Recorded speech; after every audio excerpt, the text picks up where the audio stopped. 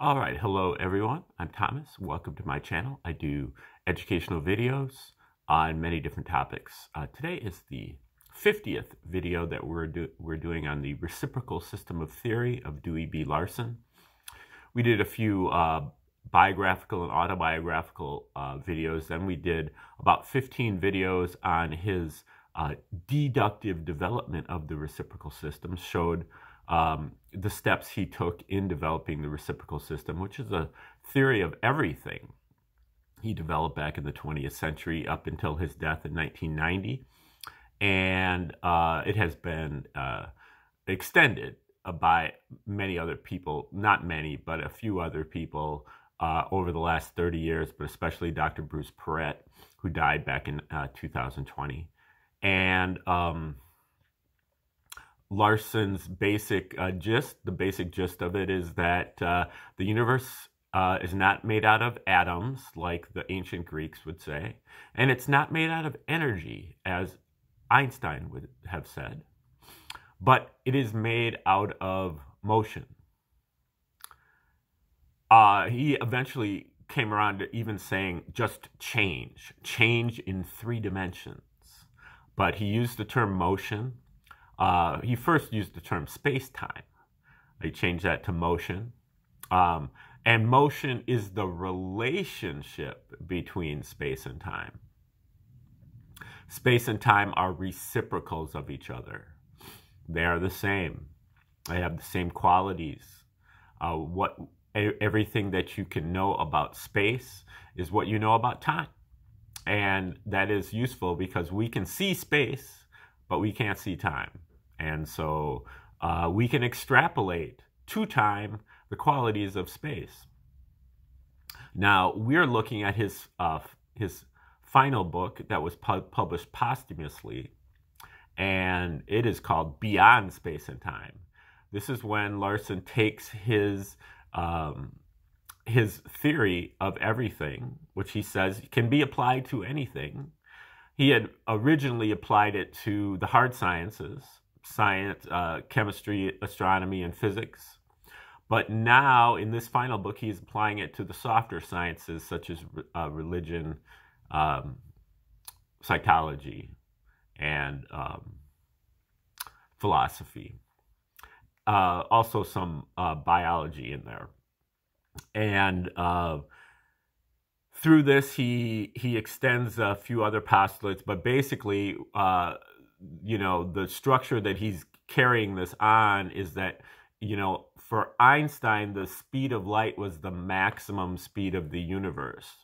But for Larson, and it makes sense, given that he's got a universe of motion, the speed of light is the midpoint or the neutral point of the universe.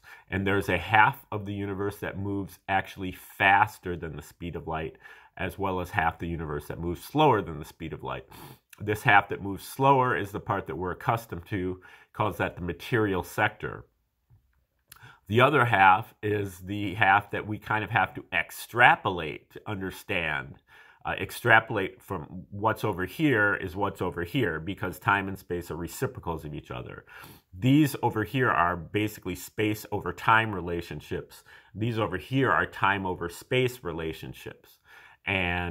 But we can understand this sector because we understand this sector, because of all the chemistry and physics and stuff that we've studied and that we've developed over time about this. We can extrapolate, or just by theory, because that's how Larson does it. He builds up a theoretical universe. We can take our theoretical universe and apply it over here by extrapolation. So he calls this faster than the speed of light sector called the cosmic sector, or sector 2, whereas this is sector 1. But then he's also got a sector 3, and the sector 3 is independent of space and time. I would posit that that really has to do with light, especially if you look at like Einstein's relativity. Something moving at the speed of light is not really subject to any time. And if you take the Lorentz contractions, it all goes to zero there. And that's one, the speed of light is 1 quantum of space per 1 quantum of time. So it just all cancels out and it just turns into 1. And but anyway, that's not what Larson says. That's kind of what I'm saying. But Larson is really saying that sector 3 is the sector that's independent of space and time. He doesn't really define it. He's pretty much using, replacing God. He's saying that this is God. Again, he doesn't say that. I'm saying that. But so the progression is that something in the material sector becomes more complex through aggregation. It gloms on new atoms and new molecules up until it gets to the most complicated material structure, which he says is DNA. A DNA molecule has over, many billions of atoms. And at this point of complexity, it becomes capable of accommodating a cosmic unit, a unit from sector 2. And when it accommodates that sector 2 unit, the whole structure turns into a life unit. The life unit is under control of sector 2. In the same way, Larson says, as a thermostat controls a room. It's a very small part of that room, but it controls the environment. And in the same way, the sector 2 component is a very small part of of the overall life unit, but it controls that, and it is geared towards survival.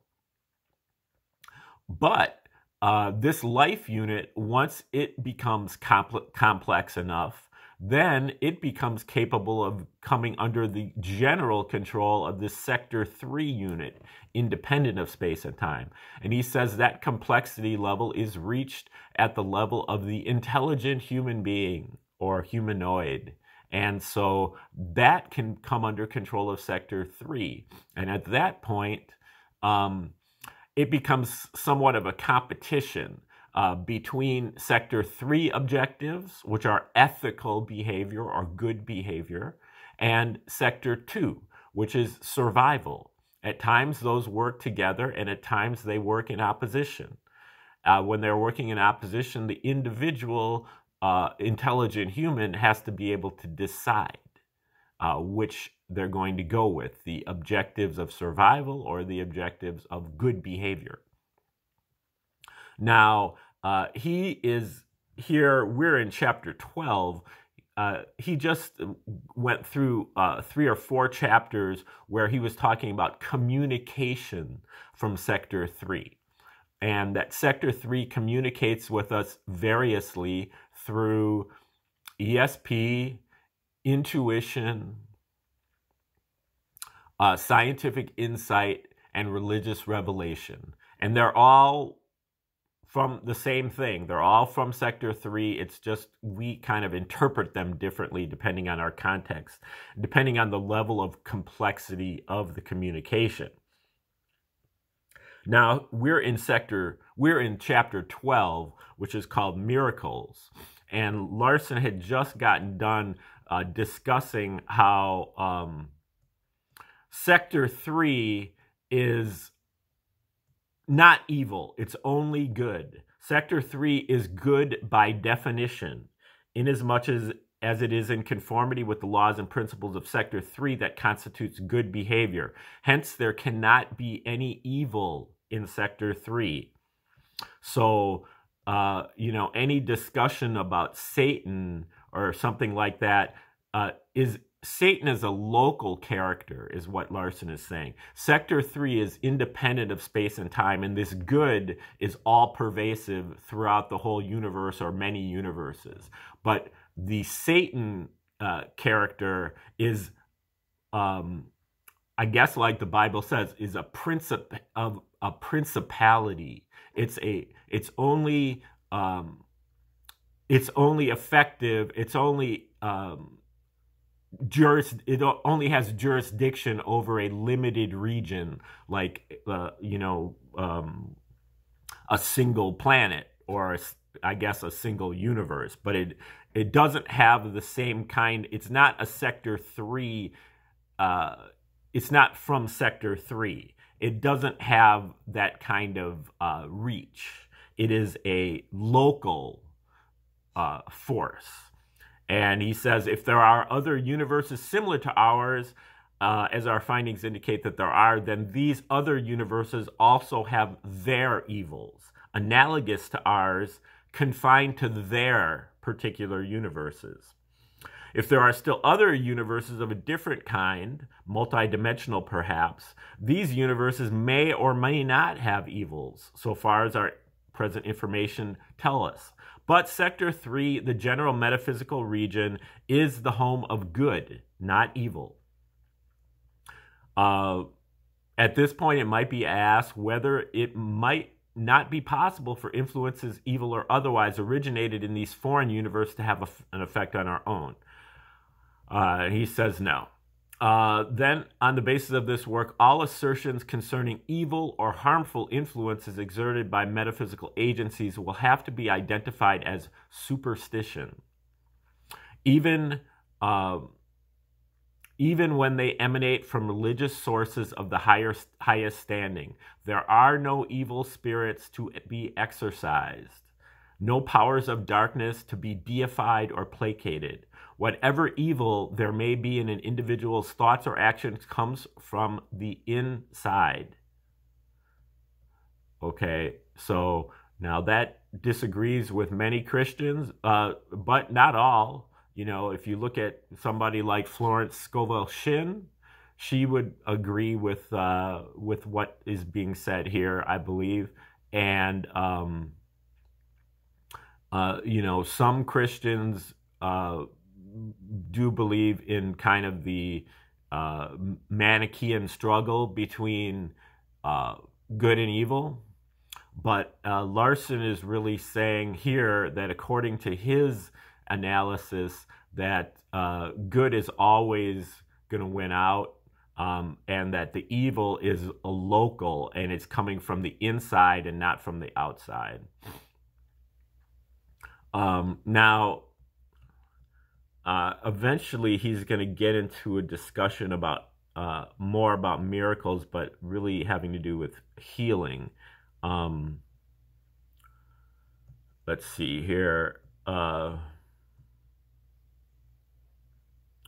Okay, throughout the ages, one of the important functions of religion has been to assist human beings in obtaining the benefit of this metaphysical power.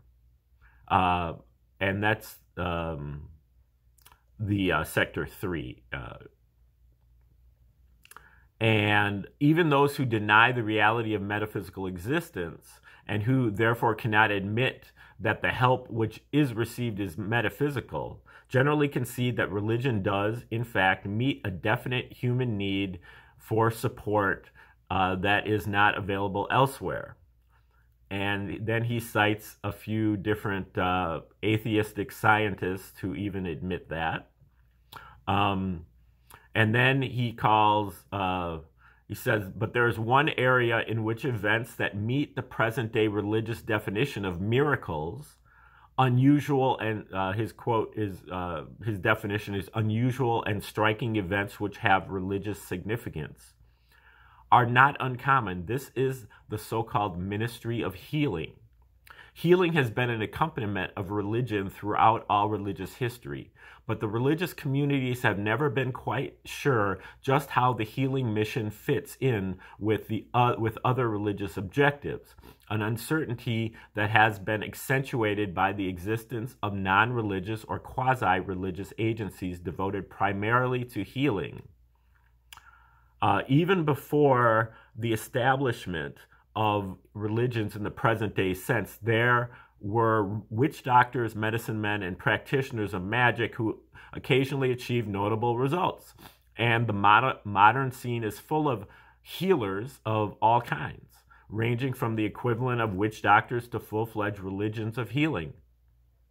Because of their disapproval of the methods of some of these more aggressive healers, the established religious organizations have vacillated between active participation in the healing activities and rejection of the whole faith healing concept. The witch doctors interpreted sickness as the result of demons or evil spirits prompted in their malevolent activities by enemies, human or other, and the objective of remedial procedures was to get rid of the demons. Early religions took over both theory and practice, and the concept of evil spirits has little attraction for the modern mind, even though the rites of exorcism are still part of the official doctrine of some of the world's religious bodies. Okay, now, since most of the Western religious organizations have abandoned these outmoded doctrines without providing any substitute, they have left the door wide open for the professional faith healers. Realization of this fact has been growing, and in the last few years, a number of leading Protestant denominations have initiated studies aimed at determining the extent to which faith healing is compatible with their religious beliefs. And he cites a few experts here, so-called. The metaphysical aspects of faith healing are relevant to the subject matter of this present work. It is evident, however, from the findings described in the preceding pages that faith healing is not inherently a metaphysical process. Evolution has not only produced bacteria, viruses, and other parasites to attack the human body. This is biology, sector 2. It has also produced defense mechanisms that are capable of repelling invaders if the mechanisms are operating properly. Okay, so that is, sector 2 kind of healing. These healing processes are purely physical. Remember that sector 2 is also physical as well as sector 1. They are both physical. Sector 3 is metaphysical. These healing processes are purely physical, and no intervention by metaphysical agencies is necessary. All of the healing that is accomplished, including those spectacular instances that are classified as miracles, could be accomplished without any kind of outside assistance, metaphysical or otherwise, if the individual were able to mobilize his full powers for the task. Meaning that the body could actually heal itself completely through sector 2 and not even needing to deal with sector 3. However, the mere existence of a curable affliction is definite evidence that the afflicted individual is not capable of applying his full powers to the task.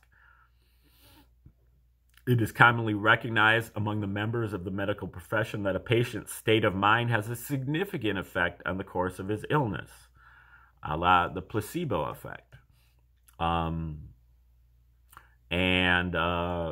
The available information indicates that this loss of control is the most significant feature of cancer, loss of control over certain cells. And then he goes into a few different studies and consults a few different doctors and so on this. It is estimated that more than 50% of patients who visit a doctor suffer from mental disturbances. This is the background of individual weakness that makes faith healing possible. The inner strength, the power of control that the afflicted person cannot generate for himself, can be attained with the help of someone in whom, or even some idea in which, he has confidence. Whether or not that confidence has any solid basis is immaterial. There's a great deal of chicanery in the field of faith healing, but since the essential element is the confidence, it makes no significant difference whether the credentials of the healer are imaginary or whether the saint ever came within 100 miles of the shrine from which his healing powers are supposed to emanate. The distrust and antagonism that faith healing has often generated have not been due to any lack of validity lost my place there, in the faith healing idea itself, or to a lack of competence on the part of the healers, generally speaking. Rather, it has resulted from the failure on the part of those healers to recognize or at least to admit the limitations to which this type of healing is subject. Obviously, there are many kinds of physical difficulties that the mechanism of the body is not capable of dealing with, even when all of its processes are operating normally and under full control. No amount of love or positive thinking or denial of existence of evil will take a splinter out of an eye. That's a kind of an interesting quote there by Weatherhead. Furthermore, there are equally definite, this is back to Larson, even though less visible limitations on the extent to which outside assistance can compensate for internal deficiencies. The tendency on the part of faith healers to overestimate the capabilities of their technique has therefore led to a high percentage of failures that has had a tendency to discredit the entire undertaking. As some of the religious organizations are beginning to realize,